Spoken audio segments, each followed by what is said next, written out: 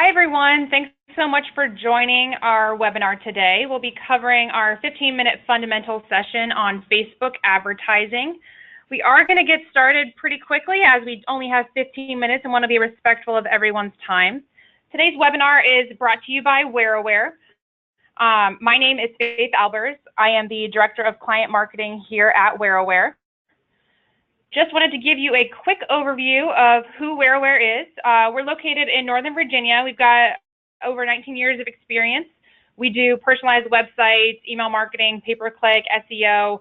We also build custom mobile applications and have a lot of experience with any data integrations and analytics. So we are a full-service digital agency, and today we're going to focus primarily on Facebook ads. So we're going to hop right in here. Talking about some of the different ad types that you can see in Facebook. Before we get into that, we're going to talk through how Facebook ads are structured. So with every ad, all the ads belong to an ad set. And then ad sets belong to campaigns. So each campaign is going to have a unique objective.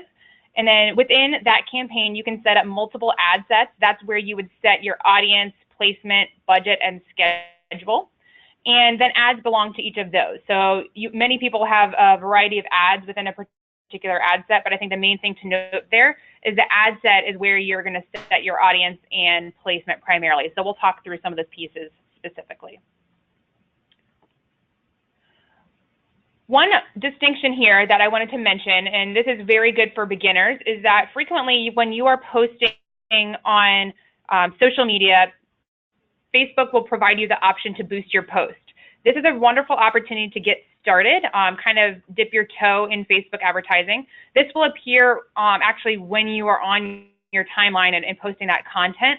This will allow you to have pretty limited targeting, bidding, and placement options, but it is a really good chance to get started. And you can always see the same metrics that you would see if you had actually set up that same ad through the Facebook ad platform itself. So a Facebook ad other than that is created in the Facebook Ad Manager, and that's what we'll be focusing on today. So some of the ad options you'll see here, they have got carousel, single image. Those are actually the primary two that we use as an agency. However, we do have experience with all of the different ad types. They also, as you can see kind of on the right-hand side, that little new icon, keep a special eye out for that. Facebook changes their ad platform very, very frequently. They will show a lot of different options, different ad types, different segmenting, different audiences, all kinds of things. So definitely check back in, as this will probably become dated fairly quickly because Facebook loves to make a change. So the single image is what we would consider a standard ad. This is an image that you would create with minimal text. It can actually have up to 20% text overlaid on top of it. Any more than 20% and Facebook won't show your ad. So there's a wonderful tool out there that will show you, you can actually load your image in and it will show you how much of your image contains text, which will definitely help you to understand whether Facebook would approve that or not. And we will send all of these ad types and design specifications out after the webinar, which shows you, exact pixels and all that good stuff, so that you can have that guide for when you create your own ads. So a video ad is a really great opportunity if you have video assets. We definitely recommend keeping them fairly brief and keeping the first 2 to 3 seconds very exciting. You don't want to start with some boring content, because as people are scrolling through their news feed, you want to make sure that you're grabbing their attention very, very quickly. So your first thumbnail should pique some interest with them. Make sure it's a valuable content piece that's going to catch their eye while they're moving through. And one great opportunity is that you can target ads to specific audiences, including placement. So you can have an ad that specifically, when you are showing it on mobile, you can say only show this video ad when someone is connected to Wi-Fi, as if they weren't connected to Wi-Fi, the video might load, and you basically might get charged for something where the video is not really loading anyway. So keep that in mind if you want to set up a video ad. Carousel ads are really wonderful for if you have a lot of different things that you want to show in one ad. We love to use these for our e-commerce clients, as you can show multiple items, multiple price points, and each individual carousel item will link to a different location if you would like it to. And then you have the option to have one generic link for all of them. So this is really wonderful for promotions that you're doing. Also really great for kind of storytelling or themes. Gives you the option to show a lot of different content. There is an option with the carousel ad to show them in sequence, so showing kind of slides 1, 2, 3, 4, 5, and always keeping them in that sequence. Or you can have them showing the best performing first, kind of randomized in that particular case as well. So there's a couple of options there if you want to use the carousel ads. A slideshow is kind of a fun tool to use if you don't have video assets that are already created. It allows you to pull in your own image assets or smaller video assets basically, and kind of combine those to make its own small video that they call a slideshow. This can be effective. I personally don't think they're as effective as videos since they seem to be a little bit more streamlined, but certainly something to try out if you don't have those video options and you want to show a more dynamic experience to your audience, more so than just a single image. A collection is kind of the best of both worlds between a single image and a carousel. So this gives you the opportunity to show smaller images below a main large image. So again, a really great opportunity if you are having a promotion or want to show multiple products underneath, or products or service lines, if you will, underneath a large kind of campaign. So this can be a wonderful type of ad to run if you have that dual need there. Facebook Canvas, they've called it a couple of different things. Again, I was mentioning that Facebook changes frequently. So sometimes you'll hear it called Canvas. I believe they also call it mobile experience or something to that effect. This is really kind of making a mini landing page within Facebook. So, when you are on a mobile device and you click the ad, it kind of pops up with a whole new window and a whole new experience for the customer. So we have tested these out. They are a little bit more labor intensive as you are kind of creating a small landing page. So this can be very effective if you're trying to deliver a lot of content, more so than just one image. You can pull kind of a lot of different pieces in there and have a little bit more of a full screen experience. So again, I think this is wonderful for brand awareness, or if you're trying to show new products and want to show a lot of different items, this can be effective there as well if you've got the time to create that Canvas ad. Dynamic remarketing is really wonderful for folks who are trying to promote products, events, or services. It's an opportunity to show someone something that they've already seen and touch them again, essentially. So this does require product data feed and Facebook pixels. There's some wonderful tools out there to be able to run that product data into Facebook. This is one-on-one, so we're not going to go too deep into that today. But do understand that there's some additional kind of pieces required in order to make that campaign work. Very effective. So talking to some of the different types of Facebook audiences, there's 3 main types of audiences: a custom audience, a lookalike audience, and a saved audience. So we're going to touch through each one of those. Custom audiences are created in a couple of different ways. One, you can upload a customer file. You can also use website traffic, app activity. They've recently introduced offline activity, so you'd have to upload some information to kind of sync that with Facebook. And then engagement. So we'll walk through each of these. For a customer file, you can either upload a file, or there is a connector with MailChimp to automatically load your email list. And this will allow you to bring in any data that you already have on your customers. Frequently that's a customer file, maybe your email marketing list. And you can kind of select identifiers that Facebook will attempt to match up those identifiers with the information that they have about people on Facebook. So maybe you have an email list and you have some customers that only have phone number, but you have no way to email them, let's say. You might be able to load that in and say, sync on phone number, and if they have their phone number on Facebook, it will hopefully make that connection. And then you can be able to target them on Facebook. So it typically is not a 100% match, just because it can't always find everyone, but still a really wonderful option if you want to load your customers in. The next type is website traffic. So this does require you to install that Facebook Pixel. There is a Chrome plugin that it's called the Facebook Pixel Helper. That's really wonderful if you haven't done this already to kind of check if your pixels are working correctly. It does require a developer to come in and install the pixels in the right areas based off of different types of events. So there's kind of a basic pixel, and then there's different events that you can create. So if they've added an item to their cart, if they clicked a particular button, viewed particular content, so that can be really great. But once you get that installed, you can start to create audiences based off of people who visit specific web pages, who haven't visited in a certain amount of time. So this is a great opportunity to kind of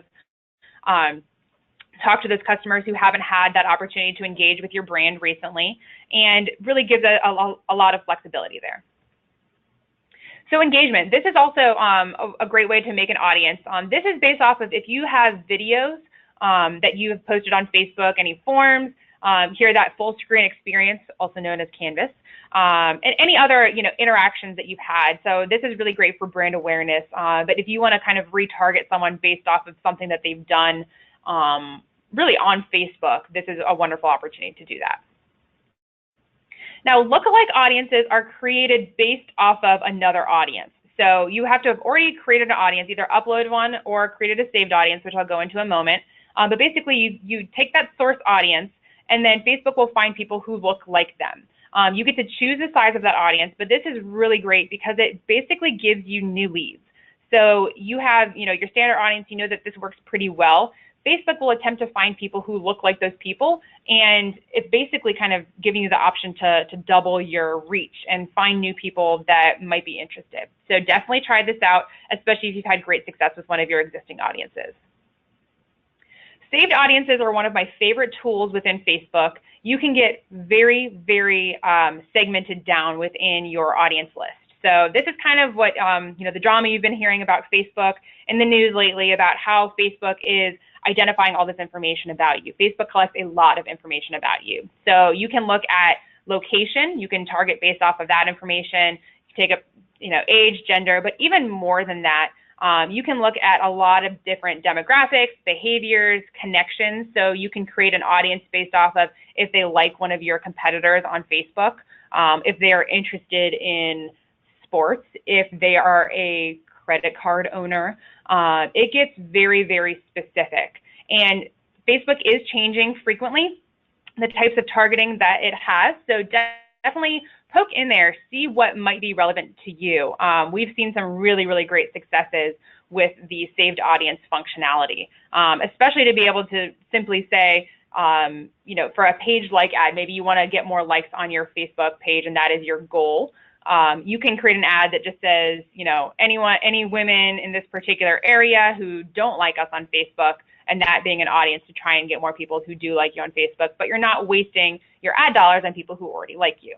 So a lot of great options there. Definitely poke around. So just an example kind of in action. This is an example of one of our clients, MudPie. They're a B2B and B2C retailer of gift and home items. This is a B2C ad that we created for them. And we used a standard lookalike audience. So looked at our customers that we had loaded that said, okay, these people purchased holiday at one point, and then kind of created a lookalike audience from there, as well as using retargeting for people who had visited but maybe not purchased. So we had great success with this campaign. As you can see, the creative is slightly different. Again, that's two different ad sets, so they had different audiences, and we were able to deliver the same message but slightly differently for each group. Had a lot of success with this. So really strong return on ad spend. Facebook ads can be incredibly effective, especially when your ad dollars are limited. You don't have to spend thousands and thousands of dollars. Sometimes you can have a much smaller budget, and that can be just as effective. So we were able to draw a lot of new visitors from here as well, which I think is really, really important, especially in that B2C space. It's really effective to find new people.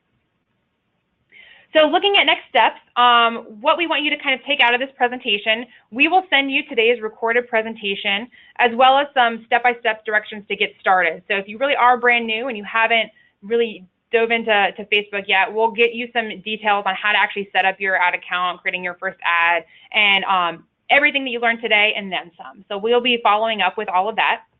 Now, we've got some opportunity to take some questions. we can help you get started with any of this. I know that it can be a little bit overwhelming at times to understand what you need to do next in any of these particular scenarios. So definitely reach out to us if you're needing assistance with any of these items. We also do pay-per-click on Google Shopping and other channels as well. So feel free to type your question in the chat box. We've got a couple here. So yes, the slides will be available, and you should be receiving an email probably tomorrow with all of this information. So be on the lookout for that in your inbox. One question here. So looking at a B2B audience, someone's asking if they can really target a B2B audience and if Facebook is the right location for that. So to answer that question, it really does depend on what you're selling. I would say test it out. There's always an opportunity to put a small budget towards Facebook ads. Load your B2B customers in there and see if you get good interactions on Facebook. I think there can be a lot of opportunity, but it really just depends. We have tried it for some customers and it's worked for some and hasn't worked for others. So it really is going to depend on your business, but my recommendation would be to throw $50 at it and see how it performs, kind of track that performance, see if you had engagement, and then go from there. Okay, so another question, what is a reasonable starter budget for advertising on Facebook? Again, this can really vary on the size of your business, but I did just mention, that we have customers who just starting out, they might try $50. Like I said, on the when you're boosting an item, let's say, you can start with, even as low as $20 and see how it works. I mean, Facebook will run through your budget as you want it to. So we do recommend that if you are planning on, making some significant strides, that you go at least $1,000 a month towards your ad budget specifically and set up a variety of ads. You can work to determine which one of those ads is going to give you the highest return on your ad spend, and you can kind of turn off the poor performers and encourage one of the high performers to go through there. So, I mean, it can really vary, but I would test it out, see if it's effective, and then go from there. Let's see here. I've heard both things for Facebook. Target only 18 plus because they're the ones that have credit cards, but a lot of our audience is 15 to 17 high school students. So I would definitely recommend reviewing Facebook's advertising policies when it comes to kind of underage targeting. I definitely wouldn't necessarily recommend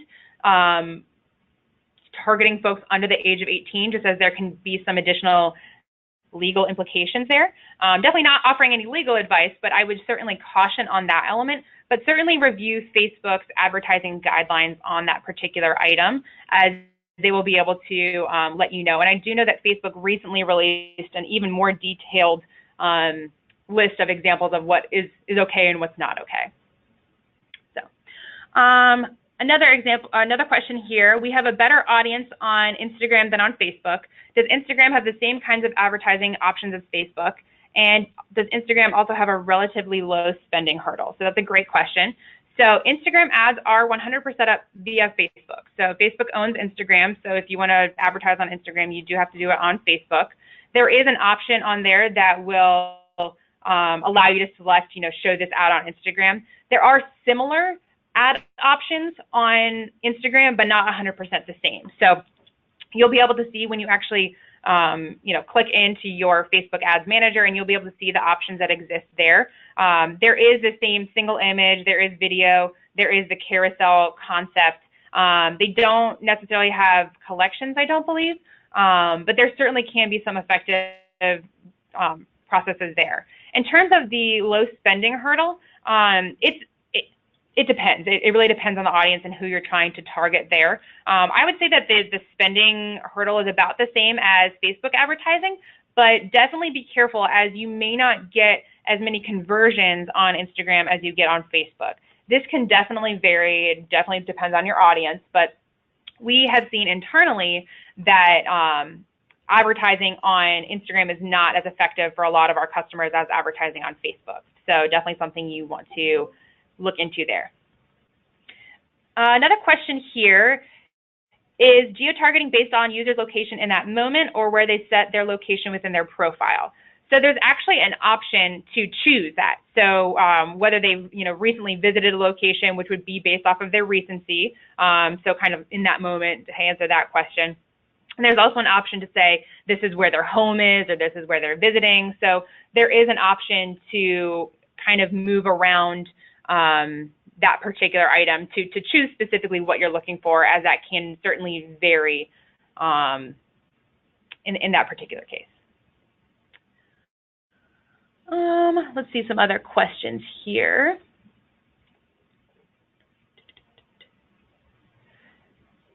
Is there a way to track purchases without using Facebook's pixels? We use Facebook ads to share an event, but can't figure out how to track anything but reach.